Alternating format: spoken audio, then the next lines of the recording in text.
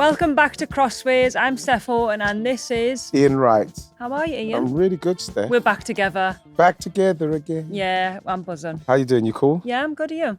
Yeah, I'm not bad because I don't know if people know about the Bowler League, but my team won its first game last night. I know. I thought you and Chloe would be getting sacked, if I'm being honest. We would have been sacked in the morning.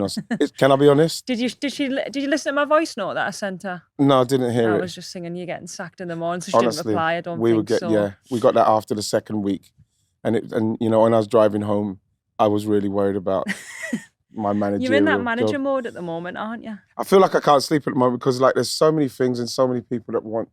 Just to give a bit of context, before we've even started this podcast, he's in the corner on the phone talking about his team. So, you know, once you're in, aren't you? Yeah. But some of the players, you can't blame anyone because there's always an excuse for it. So I'll stop blaming or something and just giving facts. Yeah. I'm learning on the job. Good win though. Yeah, I'm learning on the job. But women's FA Cup semis, quite exciting, but. I got to say, Steph, do you think it should be at neutral grounds? It feels very ordinary, just like, it's another game, our place or whatever. I think it should be at neutral grounds to make it a little bit more special. I agree. I'm not saying Wembley.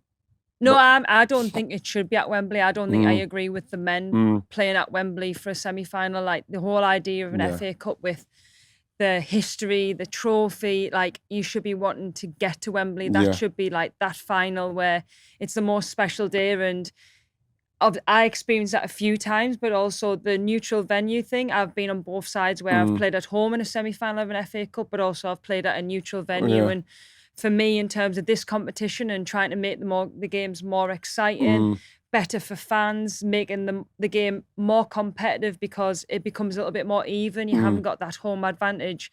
For me, I think it's a no-brainer that it has to be a neutral venue, but a good venue. Like we talked about Derby, Pride Park, League Cup, wasn't up to the standard that we need to. But these have to be two good venues where we can see a proper FA Cup game. So, and they feel like we're going to do something different. It's not like you're going to, because I think, when was it? Maybe the semi-finals when we played the European games back in my time, especially the cup ones. Yeah, you had semi-finals at home, 2 legs. Yeah. I totally understood that. Not being neutral, we're over the 2 legs because it is still 2 legs. But I think that it should be neutral simply because the players are turning up. It's somewhere different. You know there's something more on the line. It's not just like a normal game you're going to at your club. And you could play at any ground, really. So as the fans could go to a different ground to watch it. They know it's a semi-final. We've got through to semi-final now. The next step is the final. I think we've got to respect the competition. I think we have to make it special. I think there's obviously 3 domestic trophies on the line for teams, and a lot of teams in this FA Cup. There's hundreds of teams that have tried to qualify to try and make the final, and that's what makes the FA Cup so special. And I think the chance for teams that are involved in them semi-finals just to prepare a little bit differently. I think as a player you get more excited, but also for the fans there's a chance to maybe go to a stadium that you've never been to. And I think ultimately we want entertaining games, don't we? We want that competitiveness. Yes. And no games around it. So it should be the game of that weekend. Those are the games of that weekend. So everybody's kind of like locked into watching that particular semi-final. So I like how it was Saturday, Sunday. I think it makes it that little bit kind of, okay, like, well, you kind of know who's going to be in the final from the first game. But neutral venues, I think it has to happen. Way forward, I think. Neutral venues, without a doubt. You see United, I'm looking at Man United at the minute, and I'm feeling like something's happening. Obviously, the manager's got a new contract. What's success for United? Because they're now through to another final. This will be 3 now, isn't it? Yeah. I'm feeling like it's starting to move in the right direction. Obviously, the manager's signed a new contract. And when you consider that when they came in at 2019 with Spurs, I think their progression is obviously much better than Spurs. They seem to be moving like further forward. Still, for me, still breaking that top 3. I think they're really in that place where they can break it now and they can start qualifying. But like, I'm thinking, this is what would be success for them. Winning the cup? I think silverware definitely. I think you take last season, they didn't qualify for the Champions League, but they win a trophy, so they come away with it quite happy. I know there was obviously a lot of talk about the manager and that kind of disconnect that he has with the fans, but I think signing a new deal, consistency for them this season has been really good. I think you know what you're going to get from a Manchester United side. And same again on Sunday, to be honest. I think they started really bright. They've got good players that can change games, the likes of Ella Toon, which I'm sure we'll speak about probably in a little bit. But consistency and clean sheets, it's massive, and that's their kind of philosophy that they've kind of bred under Mark Skinner.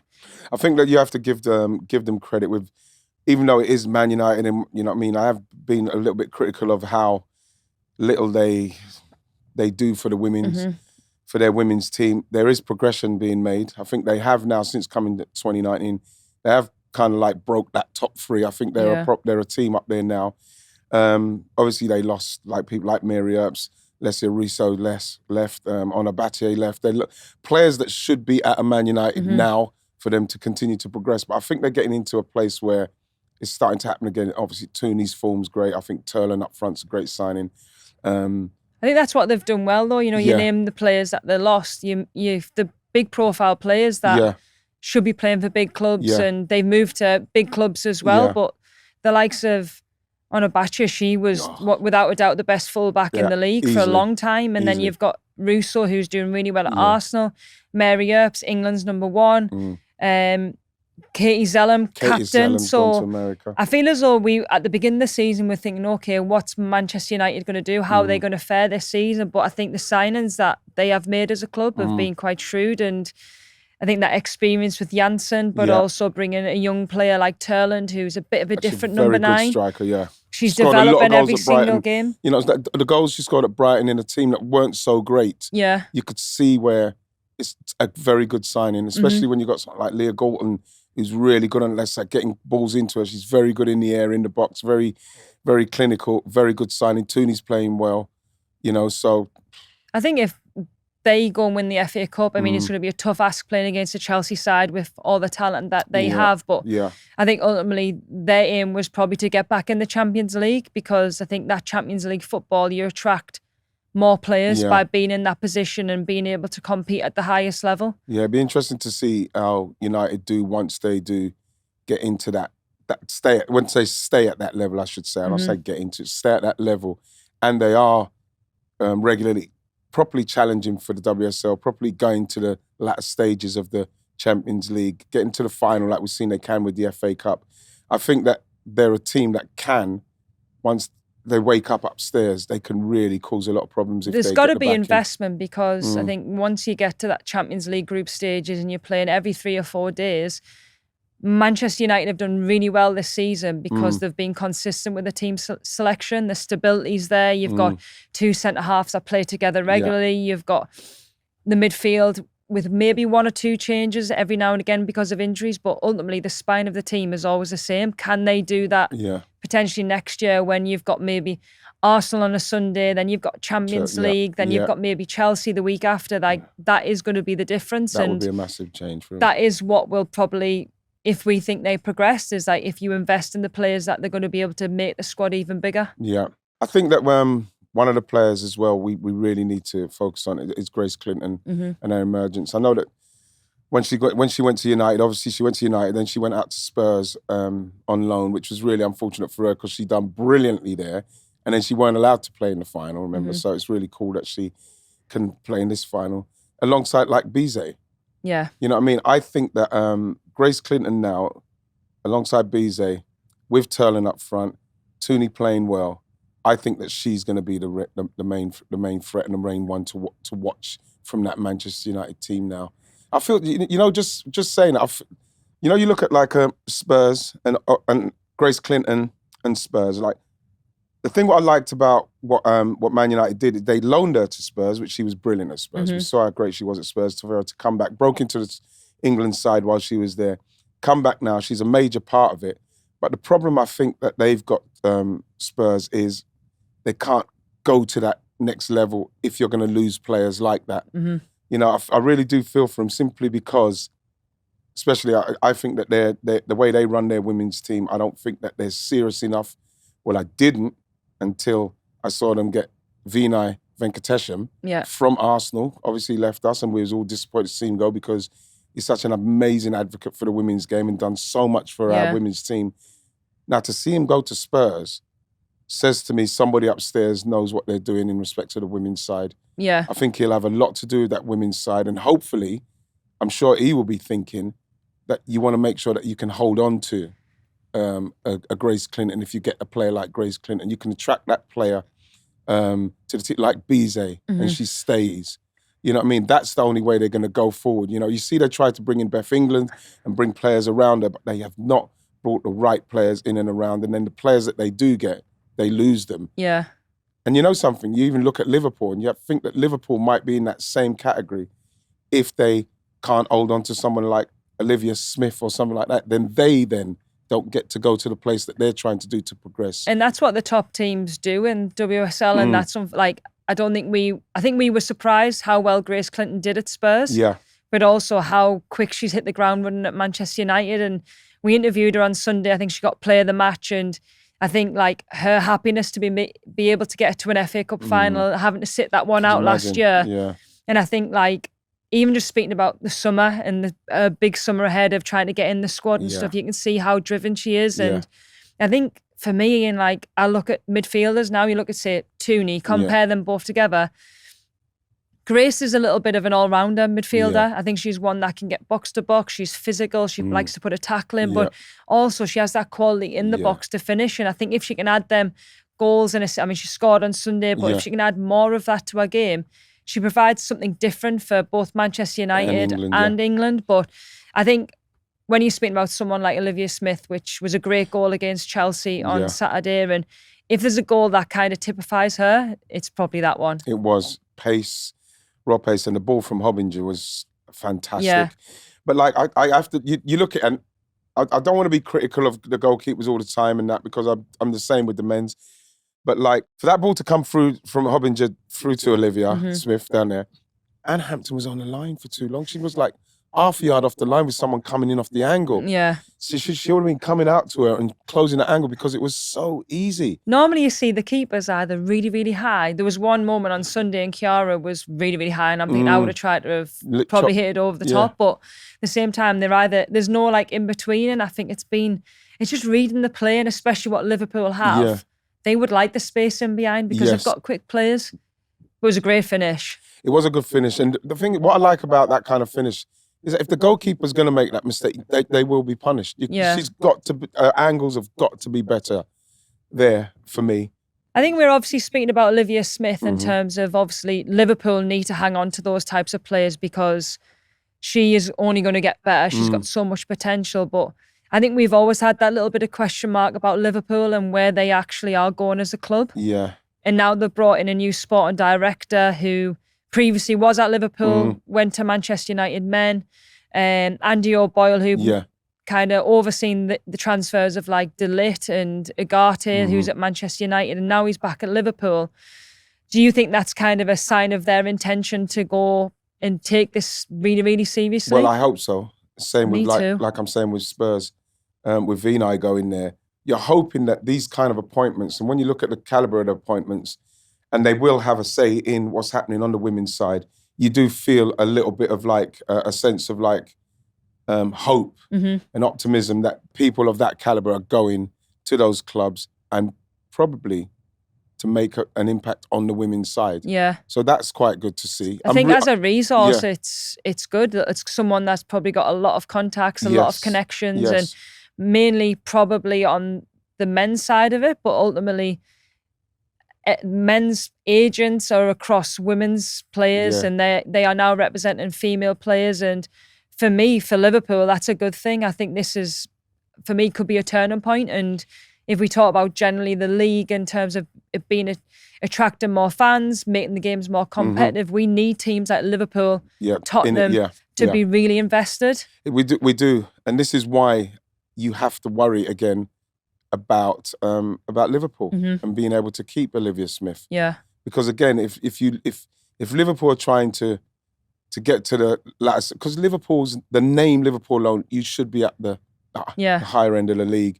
So if you're going to start losing Olivia Smiths of this world, then you're going to end up in that Tottenham bracket where you get somebody and then you get them on loan, then they leave and then you'd fall back. Your levels drop again. And I think that what's happening with hopefully at Man United, that they realising now, yes, we've broken top 3, we're going to challenge there. Liverpool start thinking, right, we've got to get to that next level. And because then what happens is that you've got teams like Liverpool, like Tottenham, like Manchester United, who should be name alone at the higher end of this. So you know what we forgot about Liverpool? Whether the manager's going to stay. It's going to be all changed for the club, whether they keep Amber Whiteley or they go and get another manager from elsewhere. I feel as though this is a big summer for them. Would you like to see Amber get a chance? I mean, I think she's had a good audition. I think she's done really well in the sense of she's got a team competing against the big teams. Yes. Probably bar in the Arsenal game. Yeah. They obviously beat Man United at home. They've competed with Chelsea. I think there's a little bit there which, as a Liverpool supporter, you're thinking, okay, what could she do with this team? She might be on that Renée Slager's kind of like trajectory where she's doing well now, and then maybe they're looking to see what's going on, and maybe the new guy, maybe he'll come in and see what's going on, and he might say, right, it's a bit like Renée though, isn't it? Because she's been around the club for a while, and she probably knows how the players work, and she'll have her own ideas which she'll implement, and she has done a lot, and they are playing a little bit more open in the sense of trying to play through the thirds, and it's been successful to a point.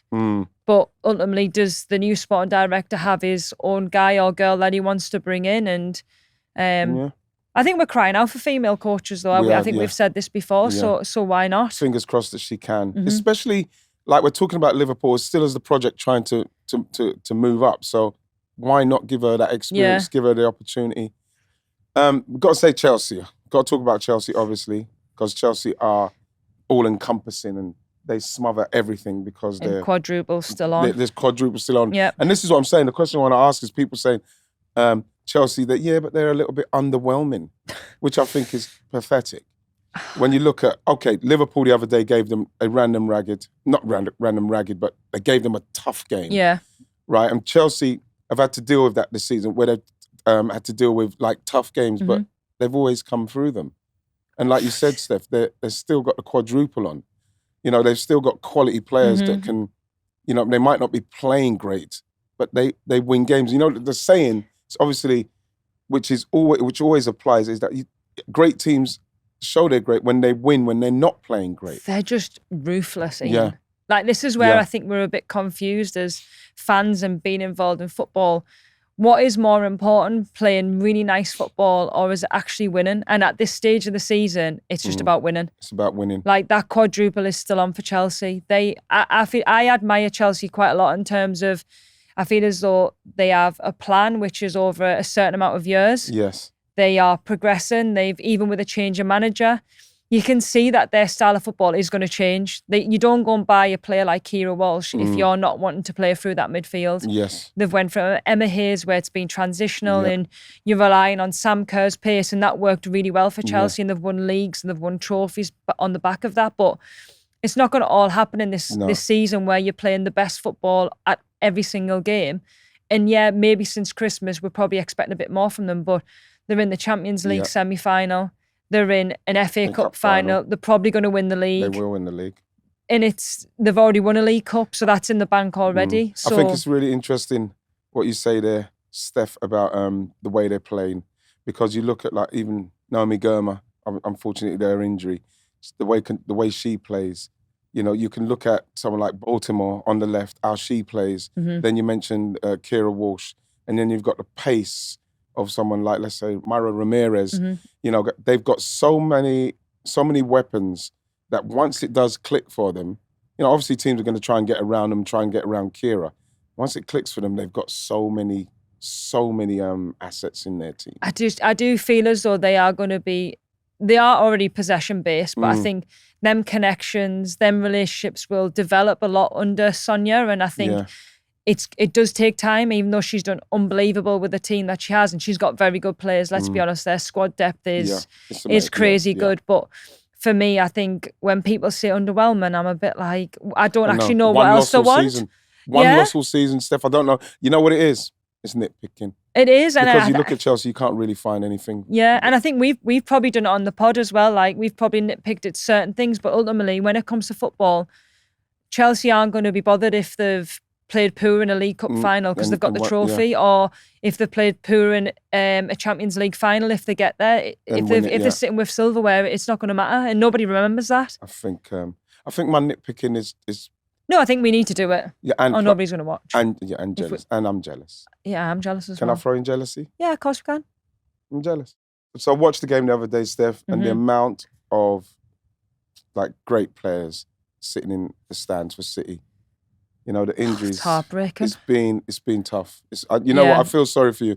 That was a sad sight. Yeah, I mean, you don't want to see them players in the stand not being able to affect and to compete and play football. Ultimately, no player wants to be injured, and especially when we're not playing as well. But you can just tell that they are key players for the football club. And like I'm going to write them down because I think we need to add perspective to this whole situation. I think Lauren Hemp, Bunny Shaw, Alex Greenwood, top player, Viv Mediamar, top player, Jill Rod, player. Rebecca Knack, Alba Fagino, Laura Blinkard-Brown.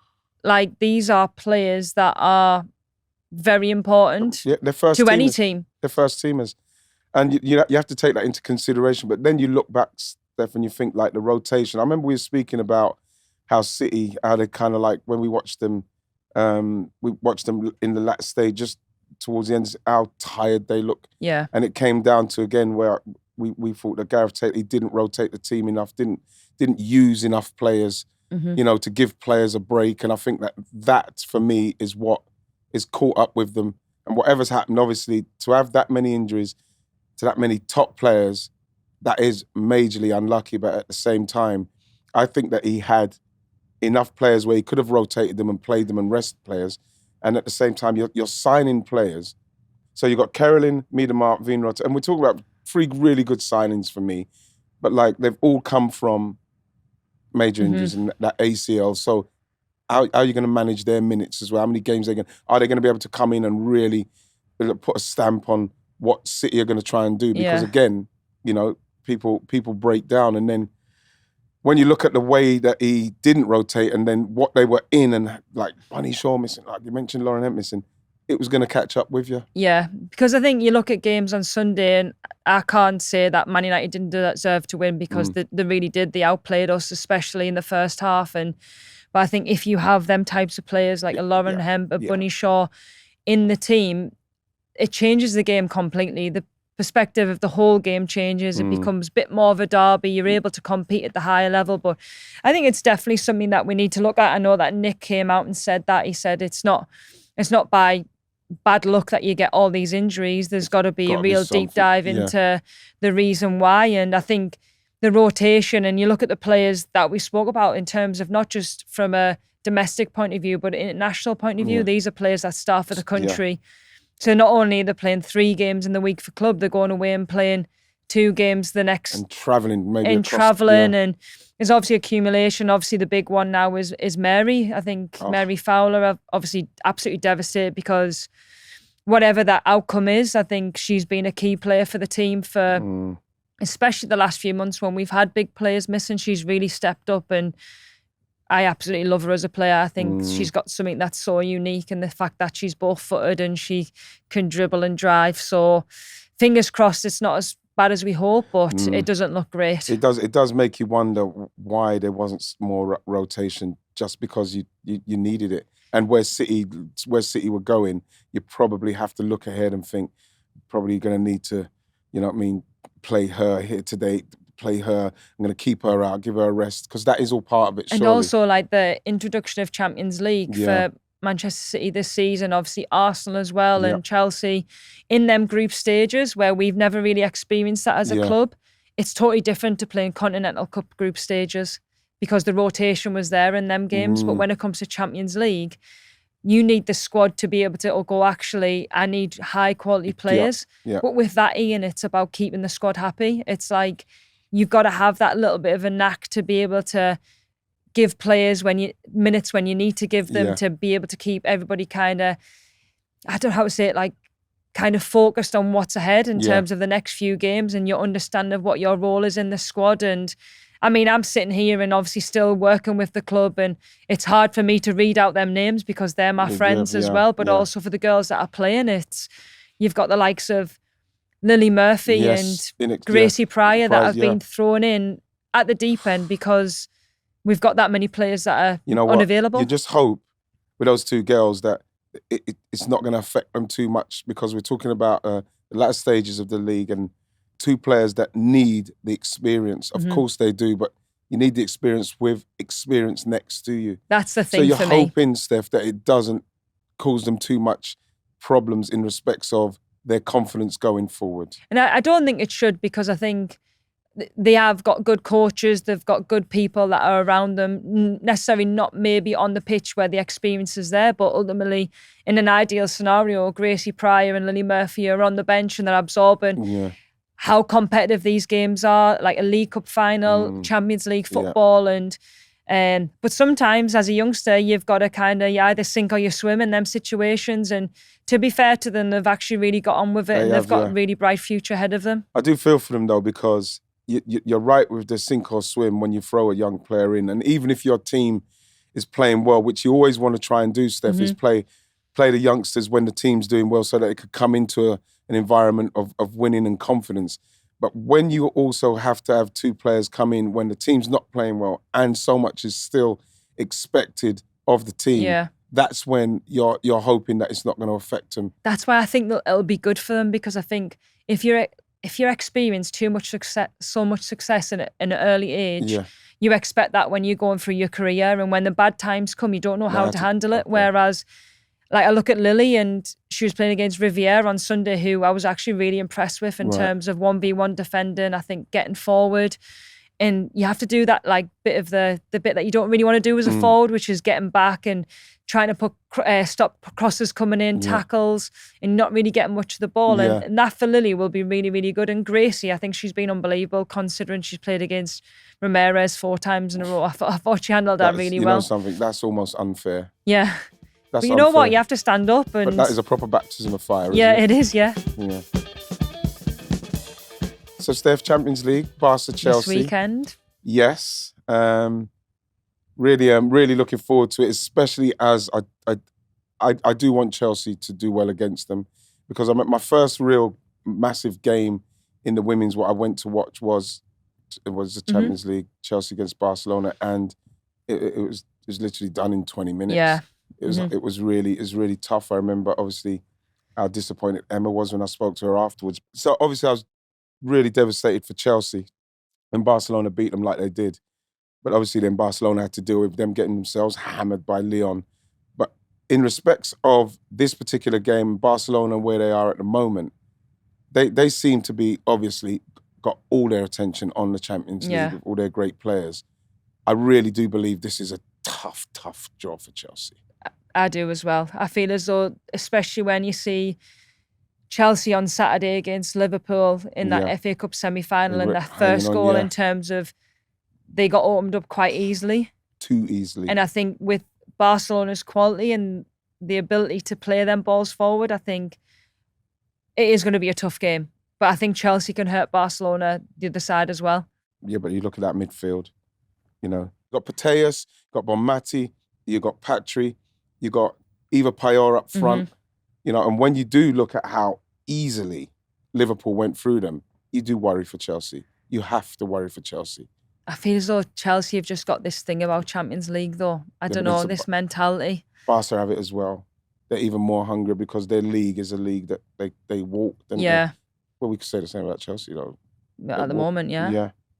You know, but like, I think that Bompasta as well, in her experience in that arena, is gonna really come in handy for Chelsea. It has to. They're gonna need to do something tactically for me defensively to stop those players that we just mentioned there. I just think with their pace up front, Chelsea, I'm speaking about in terms of they've got strong runners who can run with the ball, but also you look at Ramirez, and she has to have a good game. I think for Chelsea to go and compete and try and really make Barcelona suffer, that has to be a tactic in the sense of how do you get the best out of her? Yeah.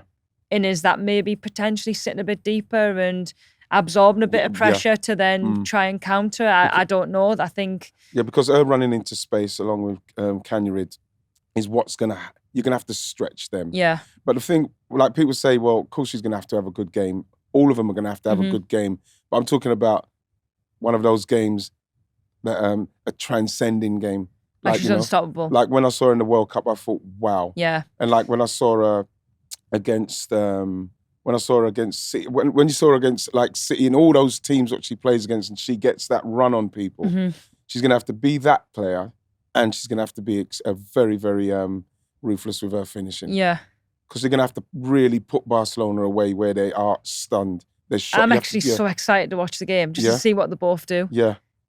Me too. Chelsea need to get something from this first leg. Especially when you said this, that watching them against Liverpool, yes, they're good enough. And who knows, Steph, are they saving themselves? Yeah. Are they saving themselves for it? So maybe they might be saving themselves. You can't hide in them games, though, can you? You can't. But like, in this particular game, I think that they're going to need to bring everything. They're going to have to bring everything what they've got. And like use the experience of like Lucy, who's won it, so's Kira. Yeah. So be interesting how they play against their old club as well. Yeah, they are beatable, Barca.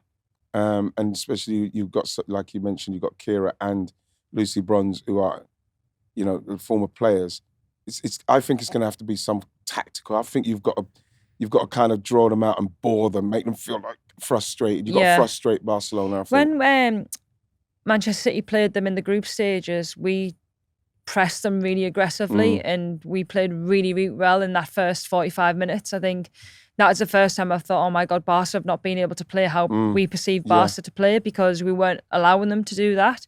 But then I think the second half comes and it's like, can you withstand the pressure that they put on? Because then they just throw all their best players on and try and play football. So I think it's certainly going to be tough for Chelsea, but it's still doable to beat Barca. I think there's flaws in both of their games. If Chelsea are going into that game feeling anything but confident of what they are capable of doing, then Barca will beat them, because I think that the way you beat those teams, great teams like Barca and teams like that, like Real Madrid, men's, whatever it is, the way you beat them is that you have to put a kind of pressure on them that makes them think, why is this happening? Yeah. This is not meant to be happening.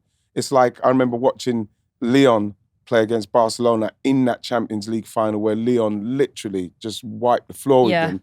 And you can visibly see the Barcelona players saying, what's going on? They were making mistakes. This is not normally what happens, And you have to get them in that mode. It's like, I'd say it because it's so recent in the memory, like with the men's, and you look at Arsenal against Real Madrid, they literally had them in the headlights, and that you could see them players like, whoa, what's going on? And again, I think Arsenal maybe should have even tried to score more and really ram it home to them. But at the same time, you could see that great players can get caught.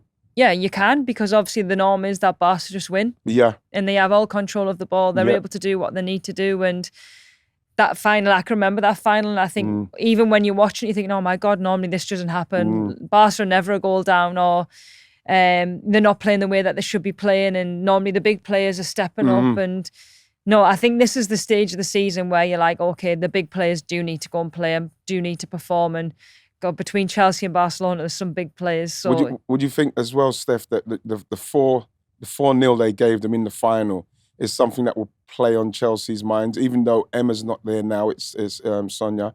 Do you think that's something that as a player you're thinking, well, when they got it right, they really hammered us in 20 minutes. Is that in your mind, or is it too long ago? I think I would probably use it as more motivation. Like, that can't happen again. That experience. Yeah, but suppose you start the game, Steph, and like within 10 minutes they score. Does it take you back to... I think those.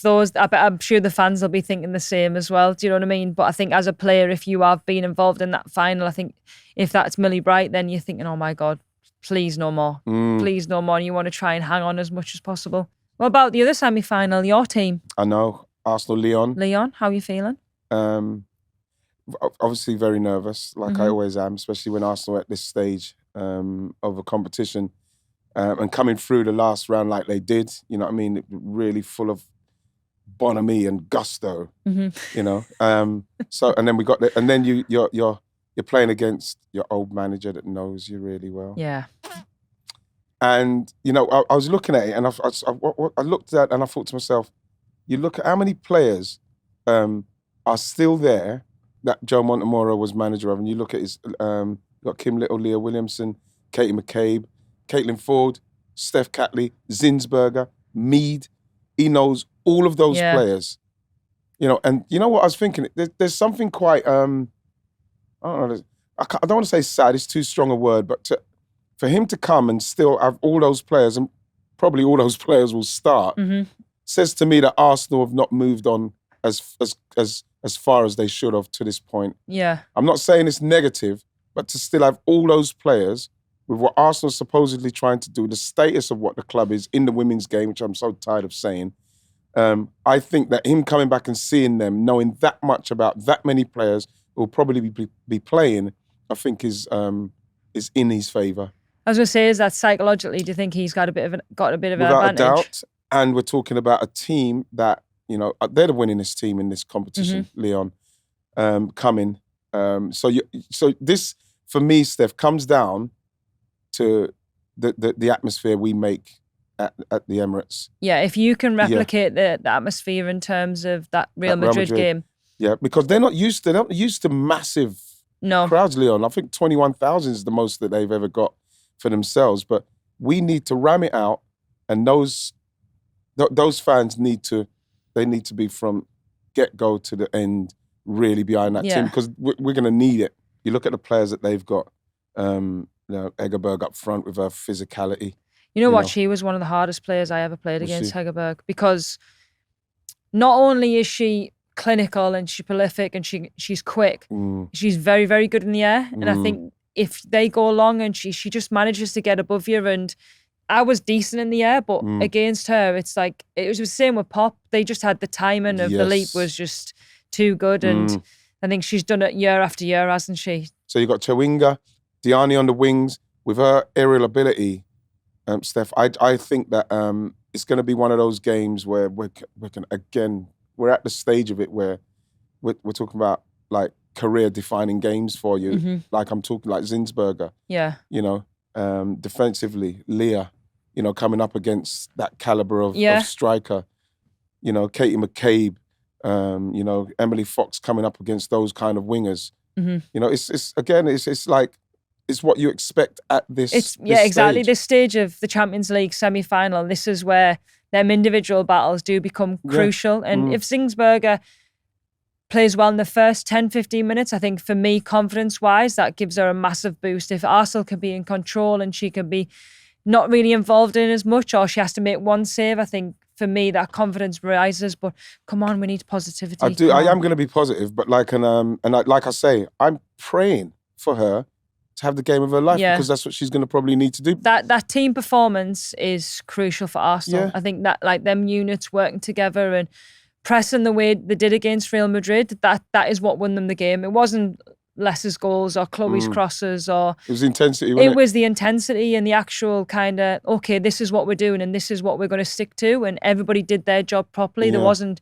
just 8 players doing it. Everybody kind of contributed to that. And I think when it gets to this stage of semi-finals, you can't carry players, unfortunately. You can't, because you're playing against the best players in Europe here. You get found out. Right, predictions. Our favourite time of the show. The amount of messages I get about these predictions is well funny. I'm not getting no love. People are telling me how bad I am at predictions, but I'm gonna keep doing it and stop using so much head and use more heart. You know, I'm gonna use more heart and go from feeling. Should it not be the other way? No, because it's like picking a horse for the Grand National. You know, which is something I don't really do. But people just say, I just felt like I liked the name of it. Oh, I like the colour of his hat. I'm going to start doing stuff. Yeah. Is that your mum? Yeah. I'm going to go into Steph's mum's vibe. So, predictions, scores are Ian, 71. Woo! Yes. And Steph, 86. So yes. I'm not competitive at all. I'm buzzing with that. You're still hammering me, 86, 71. But this week's WSL fixtures are, okay, you ready? Mm-hmm. West Ham, Man United. 2-2. You're going for a draw? Yeah. No, I'm going to go for United to win. I'm going to go